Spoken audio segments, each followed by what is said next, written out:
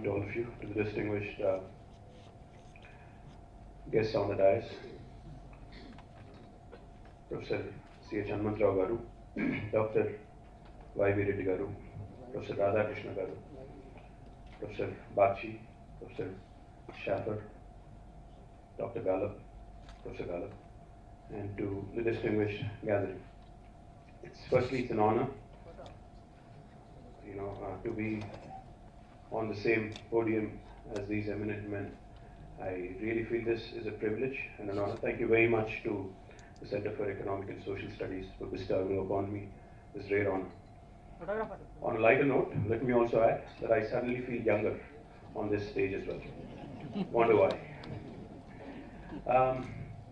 Let me quickly, when I was informed that the theme of this event was inclusive development, I tried to gather some thought about what it is that divides us, because when we talk of inclusion, we firstly need to understand what really excludes us, what really separates us, what really divides us in the overall sense. India, as we know, is a very diverse, heterogeneous, very unique country. In fact, I keep saying this many a times, it is United States of India. In fact, it's more like Europe. It's not really a country which is united by many things. In fact, it is a very, very rare combination. People have referred to unity in diversity. People have said several things when it comes to India. It's a very, very pluralistic society. That's what makes it very special. There are many things that divide us. The rural-urban divide, the caste system, the social classes, the geographical boundaries that we've drawn for ourselves in the form of states, districts, blocks, etc., etc. So there are many things that really have, that have created boundaries between all of us. So when you talk about inclusive development, we can safely assume that we are referring to the rural-urban divide, the divide of haves and have-nots, the classes, the various religions, the various castes, the various states, the various talukas, the various mandals, the various districts, etc., etc. But the good news is, India is growing, and India is on a tremendous growth path. I think many of the economists across the world are in agreement on that. Our GDP has been increasing at the rate of 7 to 8%. For a large economy, it's quite an achievement, and it continues to do well. Some may disagree, especially with elections around the corner. Some may have different opinions, but I do believe that as a country, we have been doing rather well over the last couple of decades especially. And the new state of Telangana, since I'm here on behalf of the state of Telangana as a minister, let me also do my fiduciary responsibility. The new state of Telangana, in fact, has been growing at a much faster pace than the country. We've been growing at about 10.4%, a much faster pace than country average. In fact, let me also point out, in the last 4 years of our existence, we took a hockey stick turn right from the formation of the new state, and we've been growing rapidly ever since then. Let me also point out to the economists in the room that as a state, in fact, if you look at the state-owned tax revenues, SOTR, Telangana's growth has been phenomenal. In the last 4 years, we've consistently clocked growth rates above 17% at an average of 17.17%. Telangana's growth rate in its own state-owned tax revenues has been the highest in the country. The second state, that is the state that stood second in the last 4 years, has been growing at about 10%. So the difference is quite stark. According to the UNDP methodology, the per capita growth has, a bearing on decent standard of living dimension, literacy rate on knowledge dimension, and life expectancy on the health dimension. India's literacy rate, as we all know, over the last 5 decades has been steadily growing. Life expectancy also has been growing. And of course, definitely the lives of people in India, across the country, has in general been constantly improving. So is the case with Telangana. The socio-economic transformation is evident. While it may not be as rampant, as quick, as super fast as we would all love to, it is all pervasive, and we can all witness it with our own eyes in the last few decades. Indian economy, as I've pointed out, is improving, and the development is a common theme almost in all spheres of life. What's even more heartening to note is that development and inclusive development and also welfare seems to be the agenda, the point of debate between the various political systems in the country, which is definitely a welcome sign, which augurs well for a democracy. Indian economy, as I've pointed out, has been improving, and thankfully, it has also trickled down even to those living at the bottom of the pyramid. This has happened both through the natural laws of percolation, but also because of public policies and active contribution of civic society and affiliated organizations such as the CES. We in India are able to eat better, our consumption is increasing, and it is changing our lifestyles also. Industrialization has increased, and so has the infrastructure, such as roads, airports, our seaports, etc. There are more hospitals and more schools than ever before. We could do with more, of course, but the number has been increasing quite rapidly.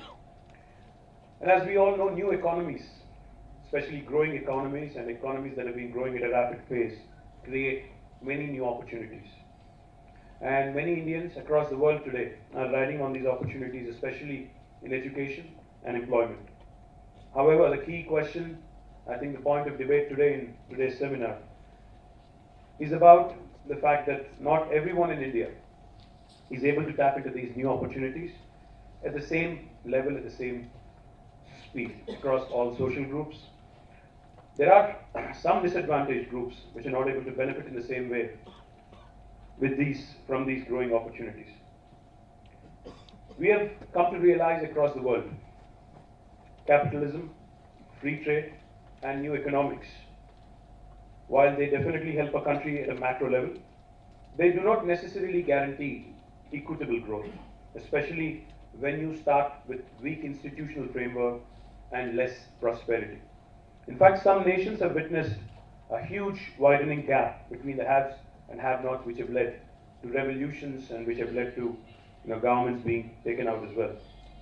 Therefore, it has become a stark reality that mandate of the state, when I say state, I mean a government, is to become a welfare state.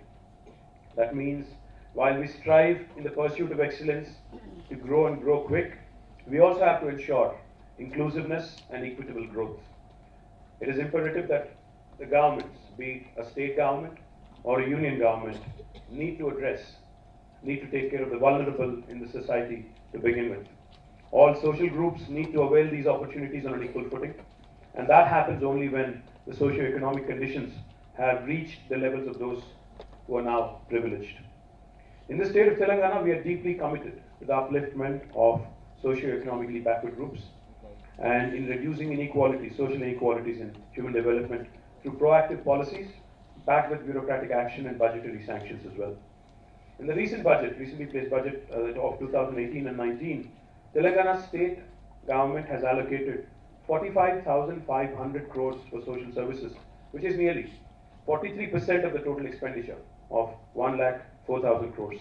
This is a huge increase from the previous year's allocation of 35,000, almost witnessing an increase of 10%. The state has allocated 16,400 crores to the Scheduled Caste Special Development Fund and 9,600 crores for the Scheduled Tribes Special Development Fund, and both of these backed by statute through an enactment of the state legislature. We also have allocated more than 2,000 crore for the minority welfare and 1,800 crore for the welfare of women, children and the disabled. A unique law, as I pointed out, has been passed by the state legislature to carry forward these unspent balances from previous years as well to the next year. To benefit these groups, we have launched a number of social welfare programs such as Shadi Mubarak, Amma Wadi and KCR Kids, and for the rural sector rejuvenation also, we've launched several programs which are focused on setting up the rural economy. We've also ensured that the vulnerable in the state, the senior citizens, are given Asara pensions. We also have ensured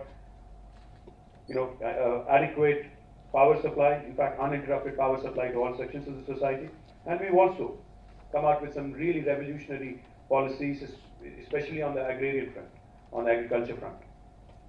Raitu Bandhu, which is a unique program which has been lauded even by eminent scientists such as Professor Swaminathan and also the Chief Economic Advisor of Government of India, Arvind Subramanian, has been lauded as a revolutionary program. With a 12,000 crore allocation, it supports nearly 5.8 million farmers to invest into farming sector, to make farming more attractive and more lucrative, ideally, by providing 4,000 rupees per acre twice a year. This direct benefit transfer scheme has been lauded as one of the revolutionary steps, as I've pointed out by some eminent people as well. We've also made significant allocations to important sectors such as education. 16,000 crores have been allocated to the education sector. For school education, about 10,800 crores, and for higher education, about 2,400 crores. I do not want to dwell too much on numbers, but let me quickly point out that education has been an extremely important sector for our government. In fact, we've established more than 491 residential schools where we spend 1,20,000 rupees per child in the government sector, and the medium of instruction is English. The idea is to really equip our children with all necessary education and ensure that they are competitive on a global scale as well. We have enrolled successfully more than 2.7 lakh students into these residential schools, and we are proud of the kind of progress they have been making in the last 3 years. Nearly 10 lakh children, 10 lakh students are also provided fees assistance, even if they are getting education in a private sector. Good news is that the human development performance of the scheduled castes, scheduled tribes, and other social groups in Telangana state has significantly improved according to various studies.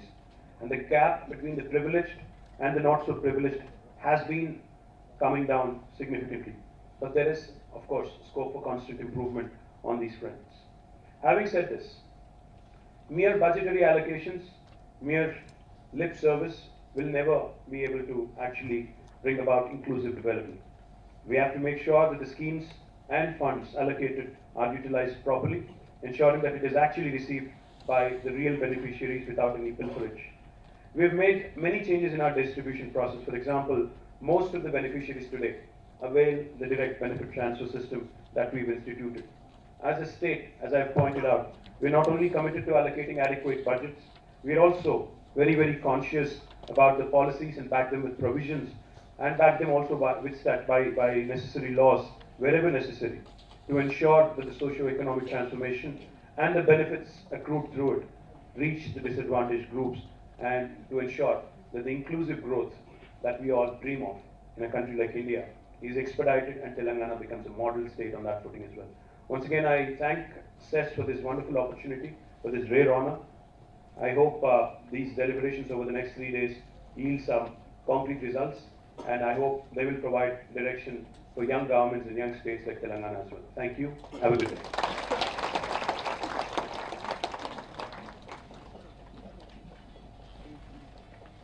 Thank you, sir, for sharing your thoughts on inclusiveness and also for making us all visualize a better, bright and a secure future for the state of Telangana. On behalf of the chairperson, may I now invite Dr. Y.V. Reddy, Honorary Professor CES and former... Hi, this is Lavanya. మన TFCC live channel కి subscribe చేయండి. అలాగే ఇందులో upload చేసే ప్రతి వీడియోని like, share ఇంకా comment చేస్తూ ఉండండి. అలాగే ఇక్కడ కనిపించే బెల్ ఐకాన్ని ఇలా క్లిక్ చేస్తే చాలు TFCC లో అప్లోడ్ చేసే ప్రతి వీడియో అప్డేట్స్ మీ ఫోన్లో వచ్చేస్తాయి. హాయ్ అందరికీ నమస్కారం. నేను Geetha Madhuri. Like, share and subscribe to TFCC live. Hi, TFCC live ఛానల్ని లైక్ చేయండి, షేర్ చేయండి, సబ్స్క్రైబ్ చేయండి. మీ మధుప్రియ. హాయ్ ఎవ్రీబడి, యూట్యూబ్లో సబ్స్క్రైబ్ చేయండి, వ్యూ చేయండి, ఫాలో చేయండి for all news about Telugu films. TFCC live. Don't forget, subscribe and like. Hi, this is Rashmi Thakur. Please like, comment, share and subscribe TFCC.